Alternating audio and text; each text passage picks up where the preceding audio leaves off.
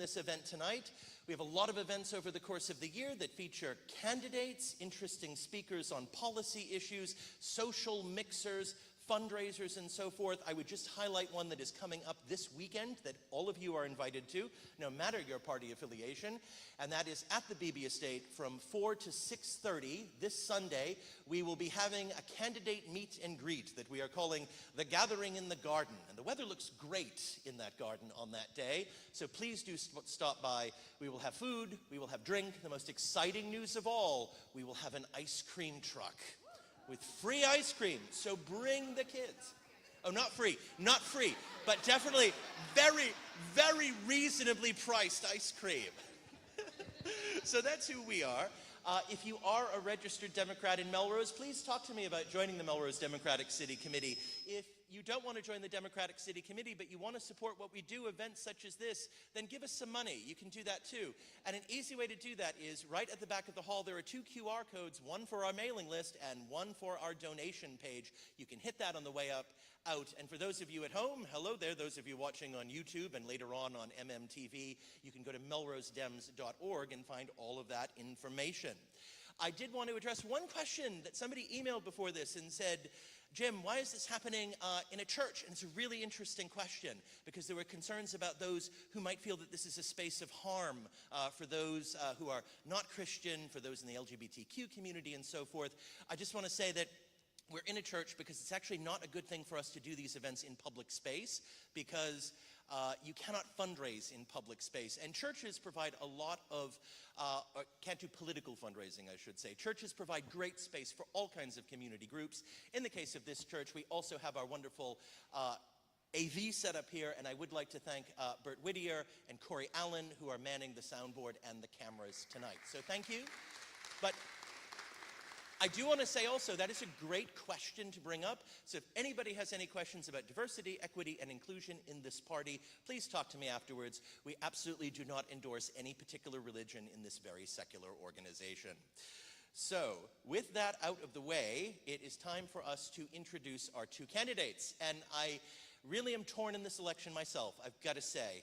Officially, I have to be neutral as chair of the Dems. But the thing is, I admire both of these people, and I like them personally. So I will just ask them to take the stage now. They are Sam Hammer and Jen Grigoritis, and you may applaud.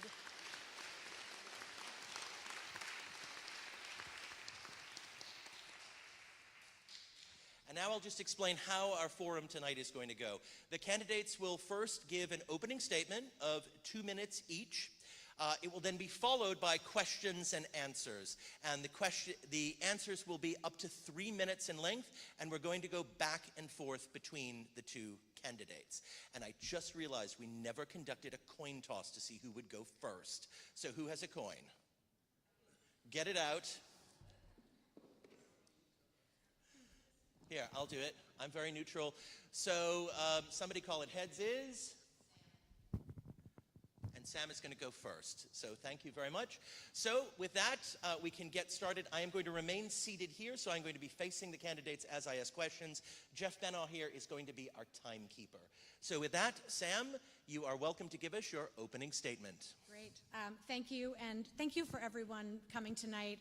This is, again, as Jim mentioned, a tremendous amount of civic engagement, which I have not experienced at any point in my life, especially in the last 4 years. Time in Melrose. But with that said, thank you to the Melrose Dems. Thank you to everybody who is a registered Democrat, not unregistered, and some Republicans in the room. And I'm really proud of the campaigns that Jen and I have been running, and Monica as well. We have all been amazing colleagues and companions on this campaign, in this race. And I, as a Democrat, and it says Democrat here, and also as a Melrosian, we are really all on the same team. We all want what is best for this community, and as long as we all live in these 4 square miles, I'm definitely going to keep trying to make sure that that success continues on. So I come to you with 20 years of public service experience. I started as a Boston Public High School teacher, and that's how I know that we need to rebuild some of our fractured relationship with our educators and how to work with parents as a partner and caregivers as a partner.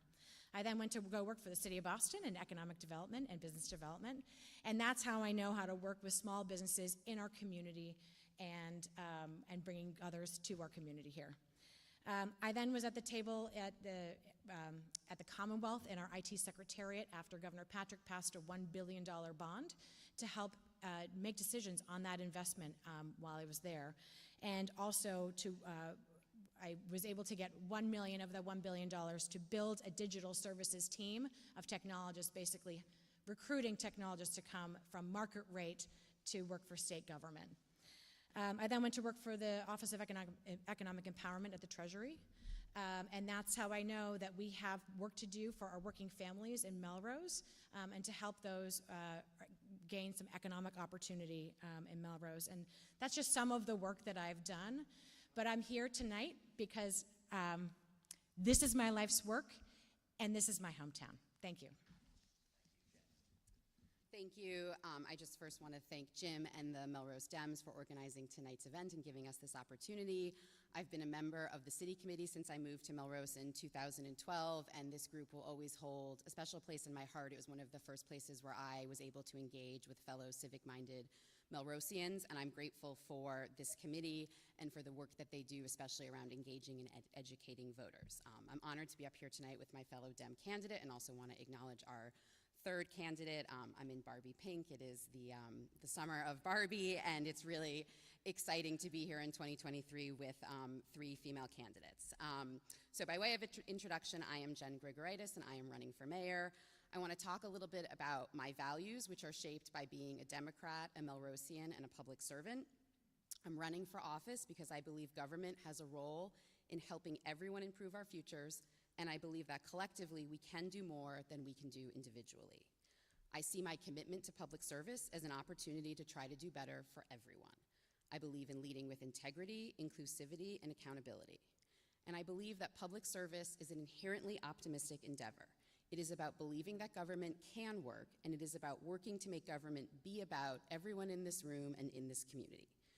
These are the values that spurred me to run for City Council in 2019 and again in 2021, and this is why I have spent my entire professional career in public service. I've been a state employee since 2001, it's a long time ago, and in that I've had the opportunity to work with and for fellow Democrats like Governor Healy and Attorney General Campbell, and I've also had the extreme honor to serve some of our most vulnerable residents in the Commonwealth by working with victims and survivors of crime.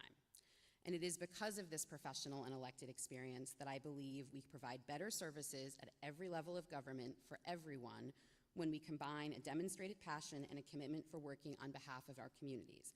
And I also bring to that executive experience and the ability to partner, to lead, and to deliver results in order to make the biggest impact on people's lives in Melrose. Thank you all for being here tonight. Okay, thank you. So we'll have our first question, and this question will first be answered by Jen as we go back and forth. And this one is a nice, easy question just to start us off. Both of you moved here, you bought houses here, you have chosen to raise your families here, and you've dedicated yourselves to public service here. Why? What do you like about Melrose? And why is this community worth such a significant personal investment to you? I think that's a great question. So yes, we bought our house here in 2012 and moved our family, my husband Bill and my 2 boys, Graham, who is going to be starting 9th grade next week.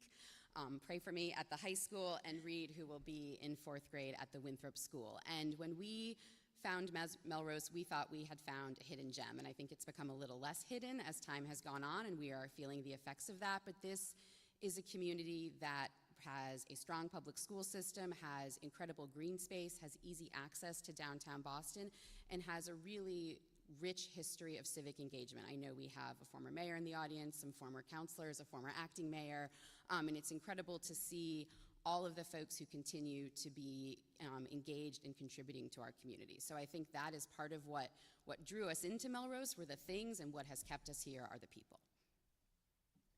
That's great. My personal investment really comes from a little bit of my past, if you'll indulge me for a bit.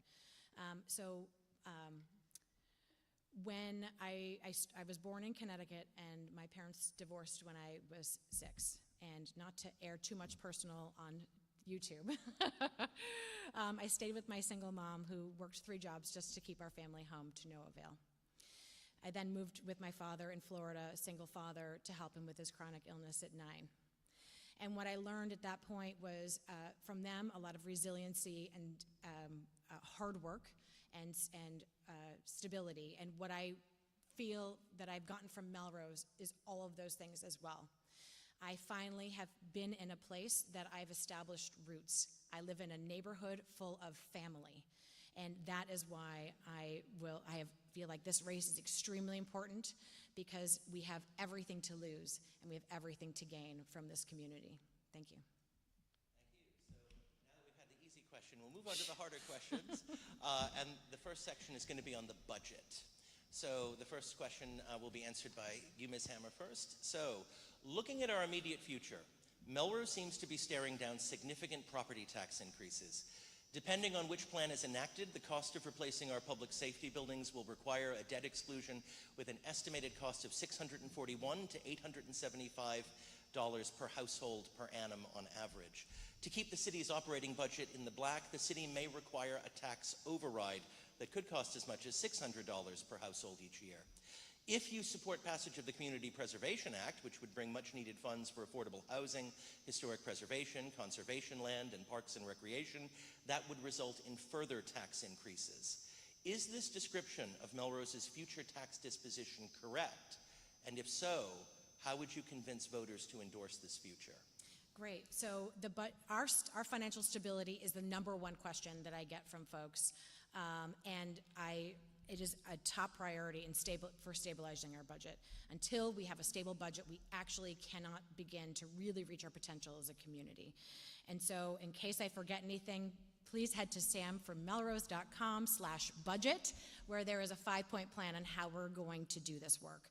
The first one is we need to really aggressively go after some state and federal funding. I want to make sure that we're not leaving anything on the table. The second one is to find ways to save money, maybe create some efficiencies by taking some services in-house, and also maybe looking to outside neighbors for help as well. The third part that we hopefully will get into a lot more later is around new growth development. And so how we intentionally move on how we further our development in our community is extremely important to me. So hopefully we get into that topic. The fourth is to actually scale our existing revenue-generating business models. We have some things that we're making money on our line items right now, that if we scale those, we can actually help working families in this community as well. And the last, to your point, is to invest in ourselves. Whether it's the public safety building, which I do support the full proposal, the Community Preservation Act, which I do support, so we don't leave matching funds on the table anymore, and to consider an override. But what I will say first is that we have a lot of trust to rebuild in this community in local government. We have seen a budget that has had too many surprises in it. And so I want to, on day -1, implement an open budget software tool that we can see where our investments are more in real time and engage with with these conversations and go out to the community often, so that when we do have to knock on people's doors to help support any one of those 3 investments in ourselves, voters have the information that they need in order to make the decision that they feel best is for this community. So those are the 5 things I want to do. Thank you. Thank you. So I think the answer, I think, like so many things, is a both-and thing. I think we need to talk about the opportunity for this community to invest in itself, whether that is the public safety buildings, a possible override in the CPA, all of which I am in support of. But I see that is a thing that needs to go to the voters, and that is a question for the voters, and I think it's important to remind everyone that you all have a voice in that decision. I think we also really need to be looking at leveraging the opportunities that are before us through the state and the federal government, and I think one of the key ways we need to do that is by adding a dedicated grant writing position to the city of Melrose. We don't have that right now. We rely on all of our department heads to do all of their work, deliver all of their services, and find the time to go after money. And obviously we know what falls off folks' plate. So it's something I would like to use some of our dwindling ARPA funds to support, with the hope that that position would become self-sustaining. And I think with that position, we have the opportunity to go after some significant infrastructure money. I think many of you know President Biden and Congress enacted the Inflation Reduction Act, which is pouring tens of millions of dollars into communities across the country to build climate resilient infrastructure. And I think any one of us can think of any building in this community and know that it is not ready for the climate challenges that we are seeing right now. So that is an opportunity to do things like replace the windows at the Franklin School, which we've been slowly chipping away at with free cash, to consider, updated HVAC to our 3 elementary schools where we put students and staff in unair-conditioned buildings every spring and fall. And to really hopefully leverage some of that money to offset the costs of the public safety project should it pass. So I think we need to go after federal money, and then we need to be really relying on our partnership at the state with Rep. Garabedian, with Senator Lewis, with Governor Healy, with all of our state partners, to really press on why it is that some of our funding to municipal governments hasn't changed. The unrestricted government aid, which is a form of funding that goes to municipalities, the formula for how that money has been distributed hasn't been reviewed in 30 years. It's based on the inflation index, and we all know that that is something that has gone in a lot of different places. So there is some legislation that's pending. We have advocates within our own delegation looking to change that formula and have it reflect the current situation that communities find themselves in. That is something that I would want to advocate for. So I think the budget and how we choose to fund ourselves is something we need to be talking about all day, every day. It is the foundation of how we make decisions in this community, and that needs to be a part of not just conversations in the mayor's office, but the school committee, the city council, and every other part of our city government. Thank you. Thank you. So next question, we'll go to Jen first.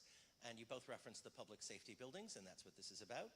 So this summer, the Public Safety Buildings Committee released their report in which they recommended a $130 million plan to renovate the Central Fire Station on Main Street, demolish and build anew the new fire stations on the east and west sides, and build a new police campus at the city's southern border on the location of the Ripley School at the estimated cost for the full plan of $875 per household. Last week, Mayor Broder called for placing a somewhat diminished plan on the ballot that would exclude the East Side Fire Station from the proposal and bring the cost down to $95 million at an estimated cost of $641 per household. The proposal will require the voters to approve a debt exclusion that will take a generation to pay off. So we'd better be certain that this is a sound plan. What do you think of the Public Safety Buildings plan? Are you more in line with the committee's proposal or that of Mayor Broder? Or do you have another idea entirely about how our public safety infrastructure should be renovated? I'm first, right? So yes, there is one proposal before the council, just to clarify that that's what we have before us. I believe that the full plan is the way for us to move forward and to bring that to taxpayers. I think we have to acknowledge that at any cost, it's a significant amount of money that we're asking folks to invest, many folks to invest for the remainder of their lifetime and their life in Melrose.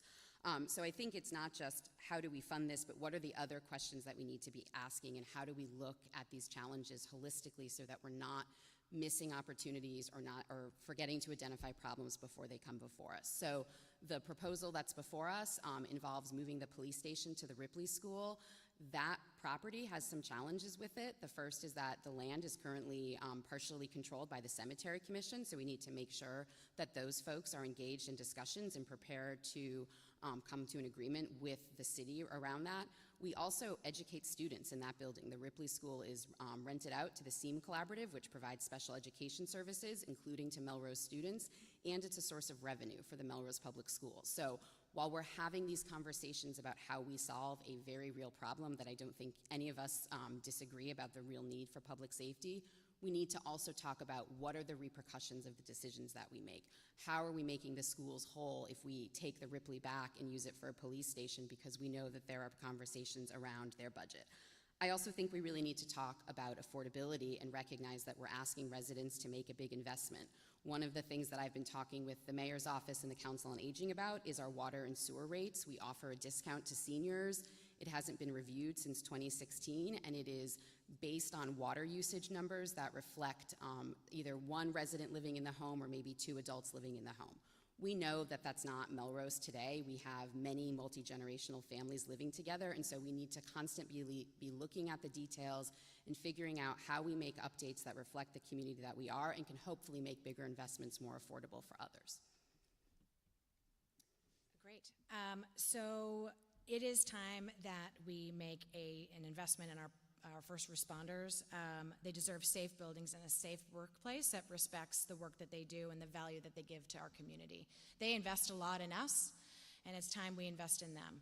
With that said, we have asked a committee of the fire chief, police officers, firefighters, community members who have given their time, who are experts in this work, to come together for 18 months to report back to us what it is that they believe that our community needs.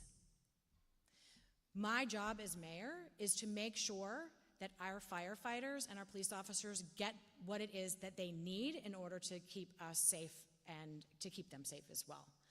So I'm in support of the full plan that the committee has put forward. With that said, to Jen's point about affordability, I'm also extremely mindful that as we're adding on these projects, it will have an impact on our tax base.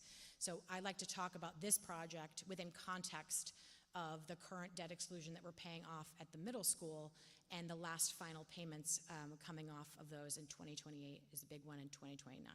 So I'd like to talk about this project in relative terms. And also, the city already has mechanisms to help support affordability for our older adults and those in low income.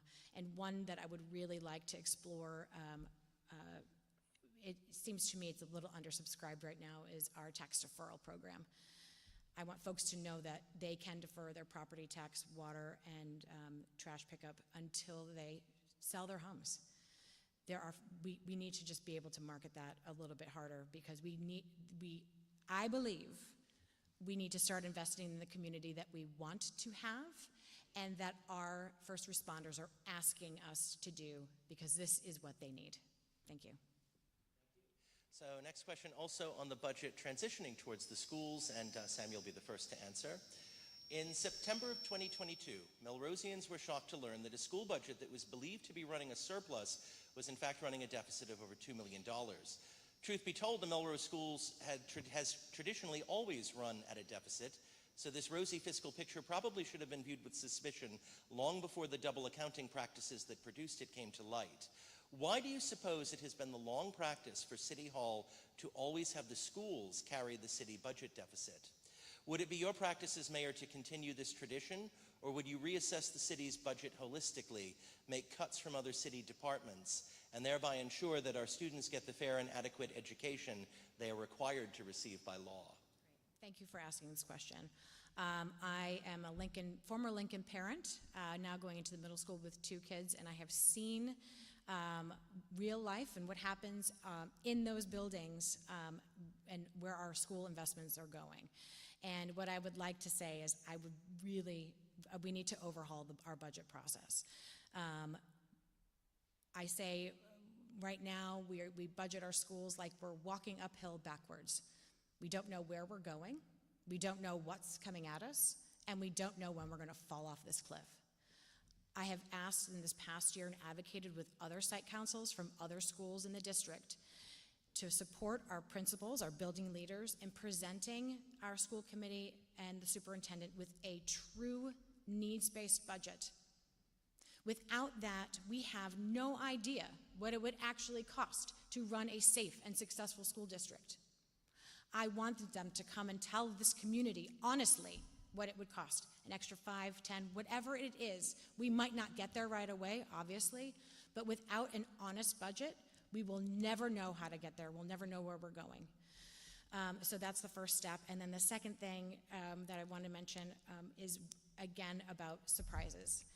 So when the double accounting practice happened, I do believe, although albeit a gigantic one, mistakes do happen, and that is human, and I appreciate that. However, there were folks at the Horseshoe and several Horseshoes who knew well in advance before the community was told. I do not operate that way. I believe the community is to be trusted and respected enough to hear bad news when it happens and to go with us through the process of finding out what exactly happened.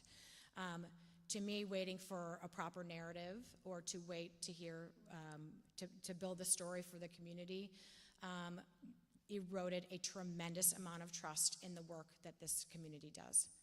Thank you. Thank you. So I think we have a lot of work ahead of us and also a tremendous opportunity as we head into a phase of significant new leadership, new administration. We are about to embark on a superintendent search. I think the ability to effectively budget and manage a school system and create a strategic plan needs to be number one on our priority list for who we bring in as a superintendent. Again, going back to my earlier comment, it is the foundation of everything we do is the budget, and and if we don't have that and we don't feel confident in it and the community doesn't feel confident in it, the rest of it is all just window dressing. So I think the first thing is really thinking about what this community is looking for in a superintendent, what are our needs, and then how do we go out and get that on the market. I've had the opportunity to meet with our current acting superintendent. I know that he is in agreement about the budget as a priority. We've already started to have conversations about how we bring those conversations and recognize that there is a symbiotic relationship between the superintendent, the school committee, the mayor, and the city council as it relates to funding, particularly as we continue to choose, and I do think it's a choice, to house our structural deficit in the school department, and really think about how we continue those conversations in public so that folks both in positions of power and in the community understand what's happening, and we're not waiting until the shoe drops to address it. I also think we cannot underscore enough the impact of the Student Opportunity Act, which is the state ed reform that was passed just before the pandemic, if everyone remembers life before the pandemic. That is Melrose's greatest source of additional revenue as it relates to the school. We had over 90 students who we received additional per pupil spending for as a result of that legislation. So we need to continue to leverage that. We need to continue to rely on our colleagues at the state. And I think when mistakes happen, which we all agree this was, it needs to be owned. And it needs to be owned by the very top, because I think that is the only way that we can really move on. So that would be my thoughts on the budget. Thank you. Next question, Jen will go first, and it's also about the schools. Melrose's mayor serves as an ex officio member of the school committee with full voting rights. Past mayors have taken different approaches to that role. Rob Dolan generally stayed out of debate unless the subject matter directly impinged on the city budget. Paul Broder has been more likely to weigh in on school policies. As mayor, what sort of role would you adopt on the school committee? So I think it's one of the most important roles that the mayor has is to serve on the school committee. I think one of the most critical roles of municipal government is the education of our children. And I think it's vital that we have everyone at the table for that. I think it is both about money and about the delivery of services and how we're meeting the educational needs for every child. So I think the mayor plays a role in thinking holistically about how are we connecting all of the dots. How are we leveraging state and federal partnerships to increase our funding to make sure that we are delivering best practices from other communities to Melrose students? How are we looking at our budget and making sure that we are getting the most for what we can afford? And how are we having conversations about equity across our school districts? I think, there are different ways to look at that, but we know that right now, if your child needs special ed services, they're not able to go to all 5 of our elementary schools. And we have to think about the impact of that on our families and really talk about what it is going to take from this community to allow every student to be educated so that they can be successful. And I think the mayor plays a critical role in that. Great, thank you. I agree with Jen. This is one of the most important roles that the mayor has, is sitting on our school committee. And I want to thank everyone who has run and who serves and has served on our school committee. I look forward to being on a different show on Tuesday nights. I'll say that. With that said, I have come to the school committee numerous times as a parent and advocate. And that's how I see myself coming to the school committee in that chair as well. Our role as elected officials is to represent the people and our requests and our needs. And I want to make sure that those are being addressed and reflected publicly and out loud. We did not have a great experience coming to our school committee a few superintendents ago when we were asking and begging for more funding for resources, especially the Lincoln School, when it was getting very unsafe in that building. We need somebody who's going to say the hard things and then will do the hard work. This community deserves and needs to hear it.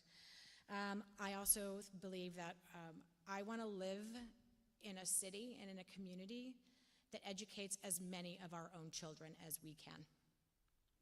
With that said, I do believe we need to reinvest in ourselves and our special education infrastructure and department, because right now, students are not getting the services that they need, and so they're going elsewhere to get those. And that is driving our expenses much higher than if we were able to just have them home and educated with us. I do not fault any parent for making the decision on where they need to educate their child. I want to provide those services here.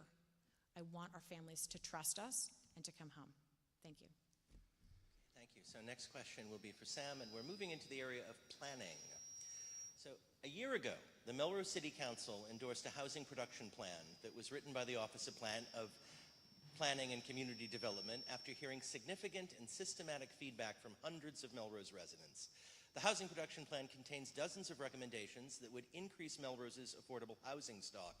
Yet over a year later, almost none of those proposals have been implemented. Which proposals in the HPP do you believe would be the best ways for Melrose to increase its affordable housing stock? How would you direct the Office of Planning and Community Development, the Melrose Housing Authority, the Planning Board, and other relevant boards and commissions to increase the stock of affordable housing in the city? Great question. So when I worked for the city of Boston, I had the luxury of sitting right near our planning and development department. And with that said, I saw and learned quite a bit about what is possible, and I have some assessments on how we do things in Melrose. So what I would like to do is have a totally different new approach to how we create the affordable housing that we need in order to get to our 10% finally. And it includes, first, setting a vision. We have a lot, there's a phone ringing in the back. Answer your phone. We first have to set a vision as a community, a shared vision. We have opportunities, especially along the Tremont corridor, to work together to figure out what we want that to be. Those properties are turning over and those businesses are closing, and so this is the time that we have to set a vision together of what we want that to look like. We need to go out to those landowners and developers and tell them what that vision is, and then have them come to us with what they are proposing that looks like something that we want, where we want it, and something in places and ways that we want it. To me, it needs to go with the fabric of the community that's nearby. It absolutely has to have some commercial retail on the ground floor, because if you're putting 87 plus people in a building, somebody's going to want to go downstairs for a gallon of milk, and somebody's going to want to go downstairs maybe to drop off their child at a daycare company. It then needs to, I would love to be able to have a community benefit so that the entire community, within reason, can benefit from somebody coming and changing the landscape of our city forever. And now on to affordable housing. I have seen and I have spoken with developers in this community and also our affordable housing organizations. I would prefer that instead of developers just putting in 15% of their affordable housing requirement in that building, because it's not actually affordable, it's based on a national formula that is around our average median income in the region and not actually affordable, and rental units. With that said, these developers would prefer to make an investment in our Affordable Housing Trust Fund, which we have, who would then work with our Affordable Housing Corporation to build home ownership opportunities so that folks can finally build equity in our community, which we have, and then have those managed and operated by our housing authority, which we have. And I'm going to take that further. I want these home ownership, affordable home ownership opportunities to be available to folks who have invested in us already, our public service employees, including our educators. If we are not able to provide compensation to the levels that are competitive at this time, I want to offer other benefits, and this is an amazing one to be able to offer to people, to have them live in the community that they serve, and also recruit folks as well. Thank you. Thank you. So I think anyone who's opened the paper and seen the real estate listings and sale prices in Melrose and seen, houses going for well over $1 million, and or looked and seen the latest news about interest rates being the highest that they've been in 20 years knows that housing is a huge challenge. And it's a particular challenge for Metro Boston and Melrose, and it's not just affordability, it's also inventory. And I think we have to look at those two things together. The housing production plan, I was proud to vote to pass that. It narrowly passed the council. That is an obligation for this community to have a housing production plan under the MBTA Communities Act, which was the legislation passed by the legislature and signed by Governor Baker to incentivize communities along public transit to build housing. So I think we have a moral obligation to do that. We also have a very real responsibility from the state's perspective.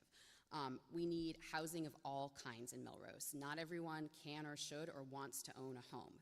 Over 30% of our community rents, and over 30% of our community is rent burdened, which means that they're spending over 30%, there's a lot of 30s in there, of their take-home pay on rent. One of the ways that we address that is by increasing the inventory. The number one concern that is coming into our two social workers through the city is housing, especially for our older residents. And so as we talk about housing and building more housing, we need to talk about who is that housing for and how do we keep Melrosians here throughout their lifetime. Where are the opportunities for folks who are coming out of college, who just got their first job in Boston and would actually like to rent an apartment here? Where is it that they can go? And then where are the opportunities for our older residents, and 20% of our population is 60 plus, who are gonna spend the next 30 years of their life here and maybe do not want or can no longer be in a single family home? Where is it that they go? How are we ensuring that there's projects that meet their needs? So I think it is about looking for where we can build and really fulfilling the tenets of the MBTA Communities Act to build along the rail corridor and make sure that we have broad housing stock available for everyone so they can stay here for as long as they want. Thank you. Thank you. And the next question, more on planning, and that goes to Jen first. Every time a significant development is proposed, two things are guaranteed to happen. On the one hand, the developers and their lawyers will do everything in their power to get the development built in the most profitable way possible. And on the other hand, a dedicated group of neighbors will move heaven and earth to prevent anything from being built at all. In such contests, the power and influence of the mayor can be crucial. Please tell us, what are the elements that appeal to you when you see a proposal for a new development? Conversely, what are elements in new developments that don't seem right for the fabric of Melrose's neighborhoods? Well, first of all, I think what is right for the fabric of Melrose's neighborhoods is a question for everyone, not just the mayor.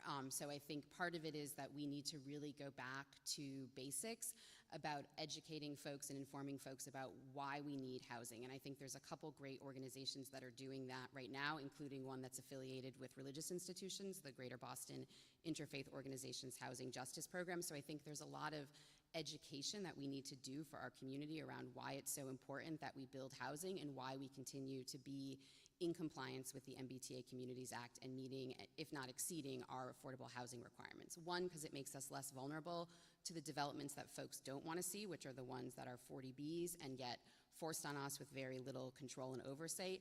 And two, so that we can also kind of be the captains of our own destiny. So I think we want to see infrastructure that is going to be climate resilient. That has been a huge source of cost savings for our residents. Anyone who's been signed up for the electric aggregation program through the city, that has saved residents $6 million. So we need to think about how it is that we build things that allow folks to save money, which goes to the affordability question that we've had earlier. And then how do we ensure that we're maintaining our green space, increasing our green canopy as it relates to housing. So I think the aesthetics of it are really important, and I think there needs to be a community conversation around what is right for each development. I also want to say that I think the planning board, which is a group of residents that dedicates their time and expertise to this, continues to try to engage in those conversations, and I think there are ways that we can kind of shift the tenor of some of those meetings and hopefully provide more education. Thank you. Thank you. I also want to thank our planning board for, as neighbors, serving their volunteer time to help us as a community craft our physical future. And I'm very grateful for them. I feel, though, they have been put between a rock and a hard place on a lot of these development projects. Because it is, some of these projects I feel have come too soon in front of the planning board and to the community. When 85 neighbors show up to a community meeting, which is more than we have tonight, no offense, there's something really not working here. So what we need to do, in my opinion, is really get ahead of what it is that we want to see in these neighborhoods and in these development areas together, that do, again, mesh with the fabric of the community, and work for opportunities to build in places that we want, in ways that we need it, and at prices that people can actually afford. So I live down behind the Lincoln School and near some of the apartments that are down there, which are very high, with no retail space that is accessible to people just to be able to walk into. And I feel like that was a lost opportunity for those residents and also that neighborhood. I think we need to, again, be more intentional and mindful at the forefront of what we want this community to look like in these certain development areas, and then work with developers as our partners to get it done. Thank you. Thank you. And the next question goes to you, Sam. Anyone who has ever run for local office in Melrose and has knocked on a few doors knows that there is no subject that Melrosians are more passionate about than the condition of the streets they live on. When you become mayor, what will those streets look like? The city is dominated by vehicular traffic. The continued abysmal performance of the Orange Line and the just announced 2-month closure of our commuter rail line this fall will put even more vehicles on the road. As mayor, what can you do to make the streets of Melrose safer for pedestrians and bicyclists and make commuting easier for those who work outside the city? Great, thank you. When I worked for the city of Boston, another city, I was on a project where we rolled out our Citizens Connect app, the application, similar to See Click Fix. My role was to work with constituents, making sure that they knew that they could put in some of the problems that they'd seen and issues they'd seen around town. I know we also have invested in similar applications, and what I would like to do, and I've already spoken with our head of DPW on this, is take the web app that we have and actually make it open so people can see that their requests are not going into a black hole, that they're going somewhere and they're taking a certain amount of time and where they are in queue. Again, I think opening up and making things more transparent will rebuild the trust that we have lost in our quality and ability to serve our community. Additionally, when the built environment changes, we really need to talk to people who live in those in that neighborhood beforehand. I have seen very little that gets people more upset than when something happens near their home that they did not know was about to happen and changes their life forever. Some of the things that you mentioned, Jim, around transportation and shared streets and bikes and pedestrians are new experiences for people in this community. I want to make sure that we beta test them first in areas that are open to being best in show. Like this is where we want to test this concept. And then invite people, more people than just the abutters, to come down and experience what this could actually look like. I had the privilege of taking a few days off to go to the city of Toronto and saw this in action. That city is built around its people first. That's what I want to try to do in Melrose. I want to build our city around its people first, and that way everyone wins. Thank you.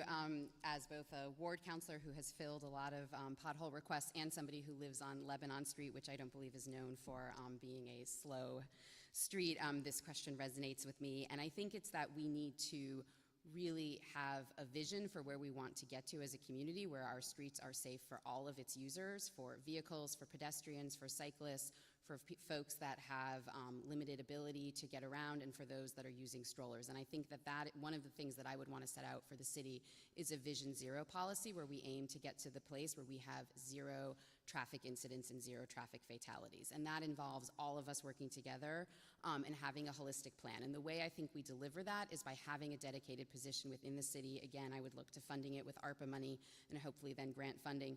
That is really looking at our traffic, our safety, our pedestrian access holistically across the entire city. Right now, I think we do sort of a piecemeal approach where we have different hotspots and different issues that get brought up, and we try to address them, but we're not really looking holistically or strategically at how it is that we change how folks get around the city and who are we leaving behind, whether it's cracked sidewalks, potholes, or crosswalks that feel like you're taking your life into your hands when you go through them. Again, I also think we really need to think about the impact of climate change on our infrastructure, and that includes our roads. We are seeing milder winters, we are seeing more rain, that impacts flooding, and so we really need to look at how we maintain our infrastructure and rethink if that's going to be sustainable as we move forward. And that involves also reassessing how frequently we pave our streets, which I do think is one of the #1 sources of frustration for residents, and how can we do that more frequently so that we are hopefully not dealing with as severe problems because we're maintaining things. Thank you. Thank you. So next question goes to Jen first. Melrose is home to a number of successful businesses, but also surprisingly to some empty storefronts. As mayor, what will you do to improve the business climate in the city and make our business districts more vibrant? Would you be in favor of building up and/or expanding the footprint of our business districts so that our commercial tax base would be augmented, knowing that some residents might allege that such expansion would hamper Melrose's essential suburban character? So I think the goal of the mayor should be to try to get you to spend every single one of your dollars within the confines of the city of Melrose. So that is thinking about how we keep people here all day and also assessing how people's patterns have changed. And one thing that I think I would want to do right away that will just take existing data that we already have is how have where people go during the day changed since the pandemic? We know we have far more folks that are working from home. We've seen the articles in the paper about how that's impacting Boston. Thankfully, I'm not in charge of Boston. I want to be in charge of Melrose. So let's talk about how that becomes our opportunity gained and how it is that we attract residents and those from neighboring communities to want to be here to eat lunch, to go out to dinner, to visit our artists, to visit our small businesses and stores. And so really thinking about, from a data-driven perspective, who is here, what are they missing, and how do we bring those businesses here?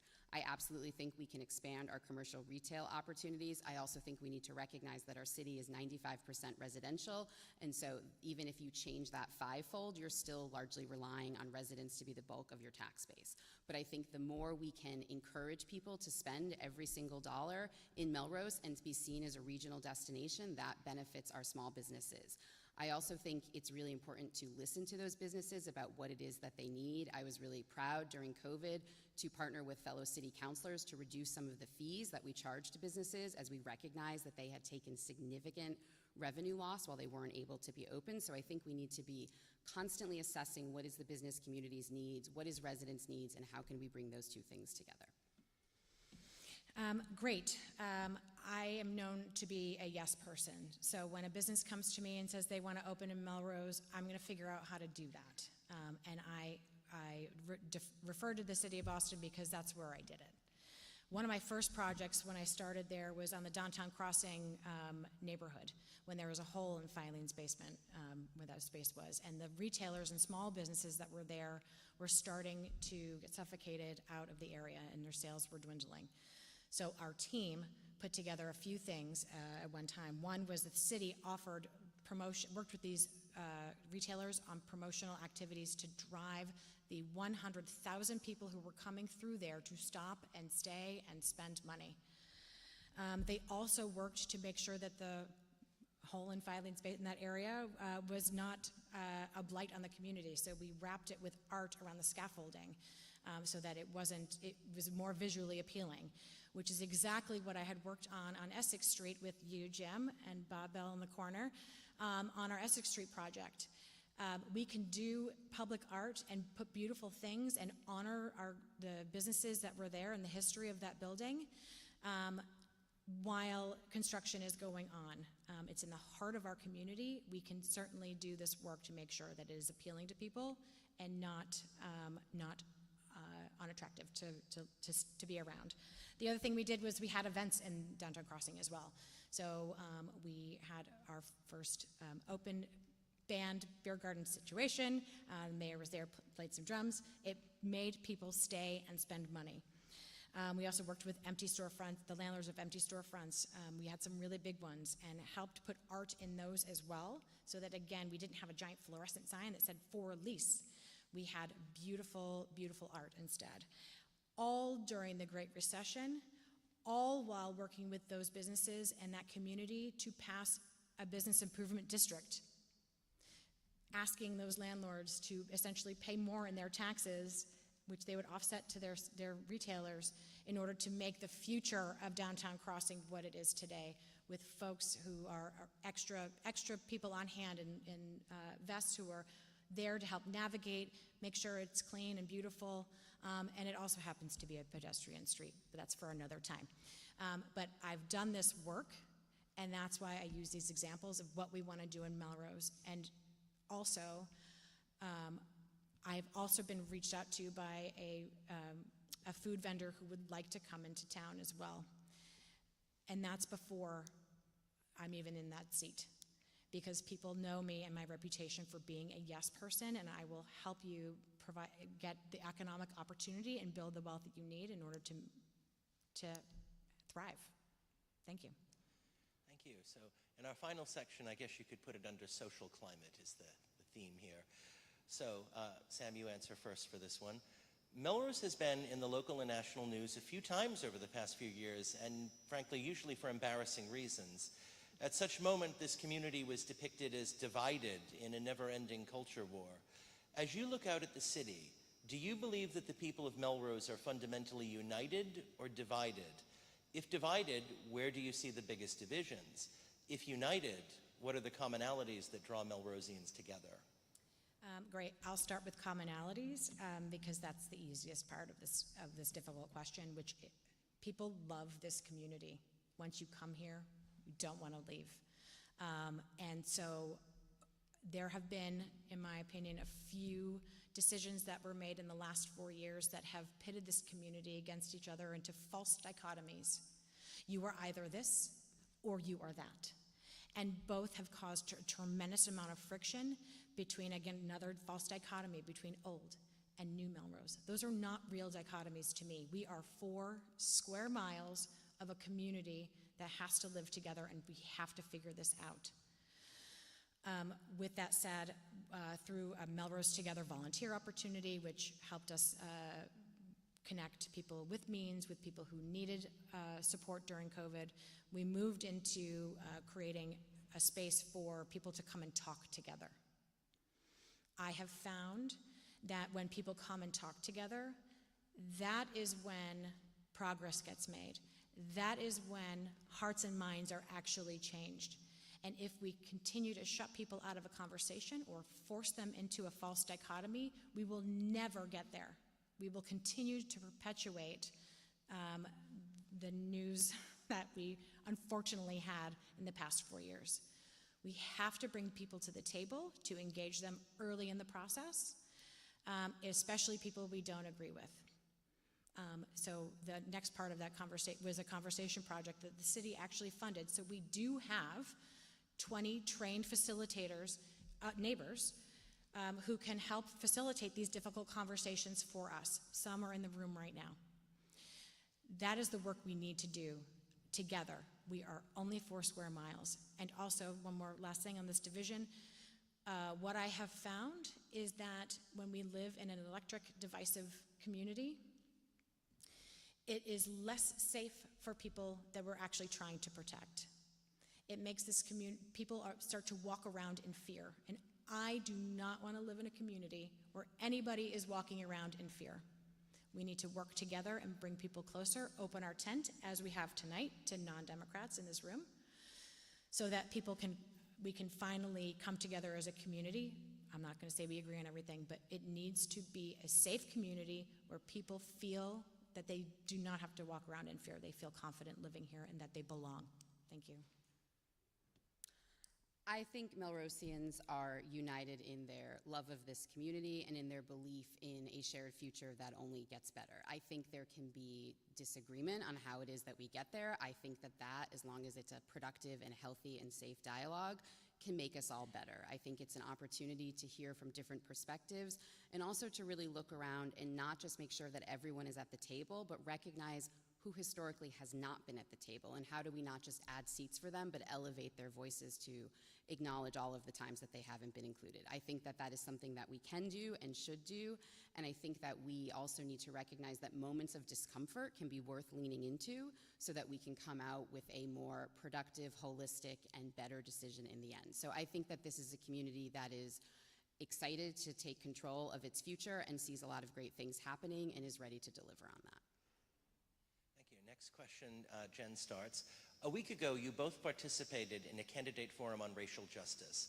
At the forum, which I encourage everyone here and online to watch if you have not already done so, a number of disturbing metrics were revealed which show that Melrose has a long way to go before achieving an equal playing field for people of all races.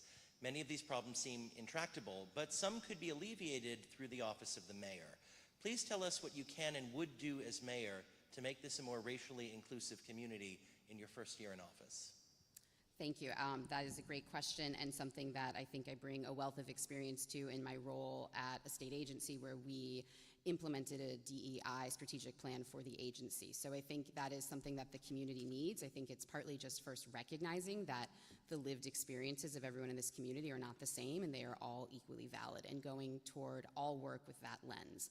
I think we need to engage stakeholders across the community. That includes residents, that includes our staff at City Hall, in our school buildings, in our DPW, in our police and fire stations, to talk about what are the challenges and what are the issues that they're seeing. And then we need to focus on building a solid foundation.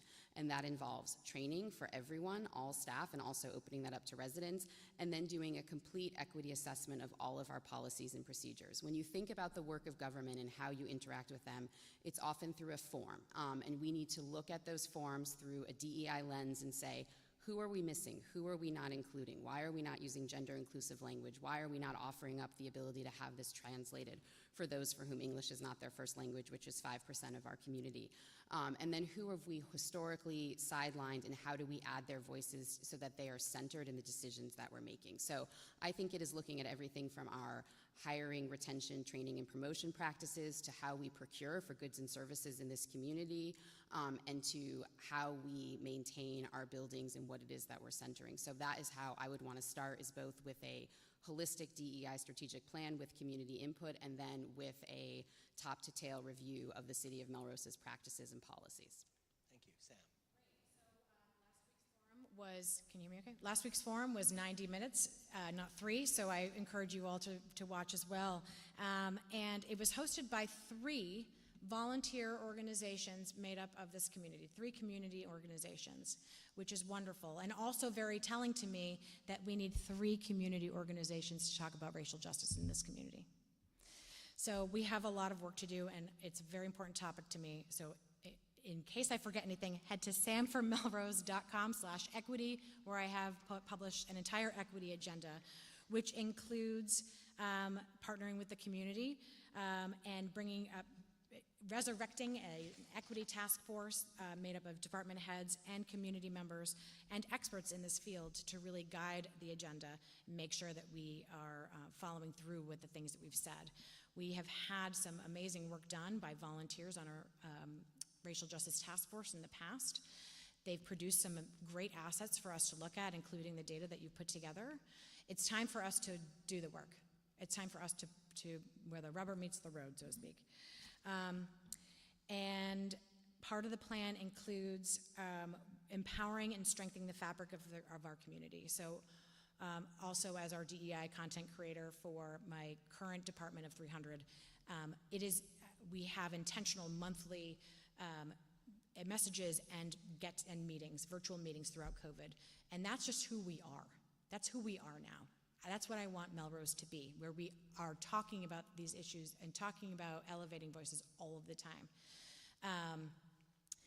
Governor Baker last year also made it mandatory required training to have for everyone in the executive branch to have implicit bias training. That's 40,000 people, 40,000 state employees who now need implicit bias training. I want to add to that accessibility training and also bystander training, especially in our schools. Our adults need to have protocol on how to intervene when students are getting harmed, before they get harmed, to mitigate it, and then to restore afterwards. Insofar as education and equity, we need to make sure we're providing equitable resources. Again, as a parent at the Lincoln, I have seen every school has a slightly different calculation for equity. And I want to make sure that students are no longer underserved, especially those that we need to serve the most. So as I'm out of time, samformelrose.com/equity, where the entire plan is there. This is extremely important to me. Thank you. And speaking of time, our time is soon drawing to a close, so we have one final question, and it's a bit of a wild card. I'm sure you prepared tonight for all kinds of different questions you could have got, and there are some questions you're probably disappointed that I didn't ask. So now is your opportunity. Ask whatever question you want of yourself and answer it for us. Some subject that we missed tonight. So go ahead, Sam. You go first. So this is usually where I insert a joke, but I won't, because this opportunity, we are both applying for a job very publicly with a lot at stake for our community. I say if you unzipped us, you would see that our values are very similar. But hopefully you've gotten to get a sense of maybe some differences tonight, or if not, there are other forums coming up. So the question, I think I would love to answer is why the heck I would want this job. That is the question I get most often, and on the street, and at house parties, of which tomorrow night is our 20th house party. We are working very hard in this campaign. So why would I want this job? I want to reiterate again that Melrose is everything to my family. We are not going anywhere, and that is a promise and a threat maybe. And this is my life's work. I was built to do this. I have done this work on the ground. So this is my life's work. This is my new hometown, and that's why I want to do this job. Thank you. Whatever question. Well, I feel like I probably need to ask the same question, so I appreciate Sam taking the pressure off me on what the question is going to be. So I think, why is it that I want to be mayor? It is because I deeply believe in the ability of government to change people's lives. And I think that we have an opportunity here to not just positively impact people's lives, but to do it in a way that holds us accountable, that delivers results, and that provides the community with honesty and integrity. I think it's incredibly exciting to be at a point in time where we have three females running for mayor, and what I ask of all of you is to get involved. This is a hugely civically minded community, and it is great to see so many people here tonight, but I encourage those that have been sitting on the sidelines to really think about how it is that you step in to this election and all of the elections that we have coming up this fall. The future direction of our community is going to get shaped by who takes these seats in January, and so I encourage all of you to get out there, whether it's for me or for someone else, and really engage in this process and help use your voice to direct where we go next in the future. Thank you. So with that, I don't think, do we need closing statements, or were those effectively your closing statements? I think those are really good. So everybody, please give them a round of applause.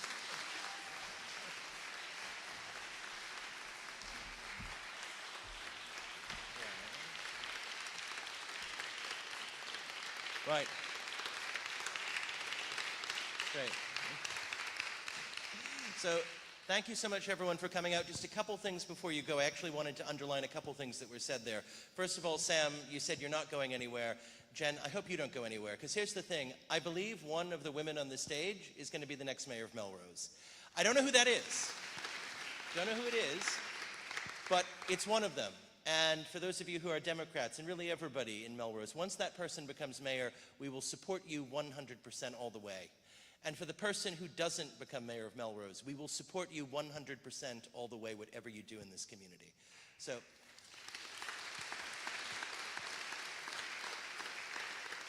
and then I would just underline something that Jen said, which is about involvement. And here I get to lecture you a bit as chair of the Dems.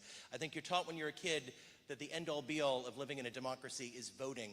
In fact, that's just the entryway. That's the start. If you really want to make a difference, if you really believe in one of these two candidates, contact them, talk to them right now if you're in this room, go to their website, help out. And if you enjoyed this forum tonight, in the back there's a QR code. You can give us money, and we could do more of this. So thank you very much, everybody. Good night.